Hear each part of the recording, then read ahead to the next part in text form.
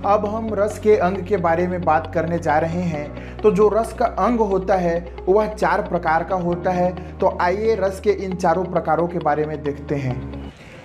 रस के अंग 4 प्रकार के होते हैं। पहला अंग होता है हमारा विभाव, दूसरा होता है अनुभाव, तीसरा है स्थायी भाव और चौथा होता है संचारी भाव।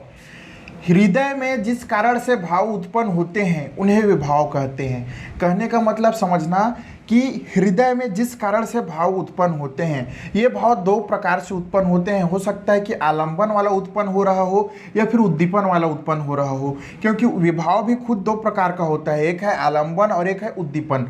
तो आलंबन में क्या होता है कि जैसे हम किसी को देखें और देखते ही हमें गुस्सा आ गया, तो वहाँ पे आलंबन विभाव होता है। और उद्दीपन विभाव में क्या होता है, उद्दीपन विभाव के अंतर्गत हम किसी को देखते नहीं हैं बल्कि फील करते हैं। जैसे कि कोयल की आवाज़ हो गई, या फिर कोई सुनसान इलाका हो गया, या फिर तेज शोर सुन रहे हैं।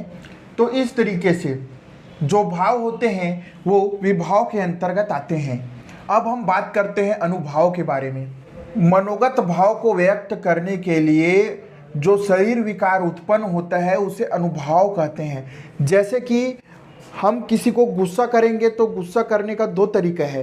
एक शब्दों से हम गुस्सा कर सकते हैं और दूसरा तरीका है कि संकेतों से, जैसे कि हम गुस्सा वाला चेहरा बना सकते हैं या फिर कोई इशारा कर सकते हैं।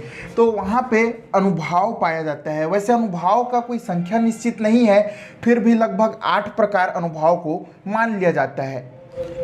यानी कि कहने का मतलब ये हुआ कि जहाँ पे हम संकेत से या फिर शब्दों से कोई फीलिंग्स उत्पन्न करते हैं वहाँ पे अनुभाव होता है। यदि इनके बारे में और डिटेल के साथ वीडियो देखना चाहते हैं या फिर PDF डाउनलोड करना चाहते हैं तो मैं डिस्क्रिप्शन में लिंक दे दूँगा, वहाँ पर जा कर के देख सकते हैं और PDF को डाउनलोड भी कर सकते हैं।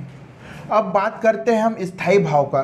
तो स्थायी भाव का मतलब होता है कि रस का प्रधान कारण या फिर रस का मुख्य कारण। जैसे कि रस 11 प्रकार के होते हैं तो स्थायी भाव भी 11 प्रकार के होते हैं। जैसे कि हम हास्य रस ले लेते हैं तो हास्य रस का मुख्य कारण क्या होता है, हंसी या फिर हंसना। जहाँ पे हमारे मन में हंसी की अनुभूति होती है वहाँ पे हास्य रस पाया जाता है। यानी कि हास्य रस का मुख्य स्थायी भाव हो गया हंसी।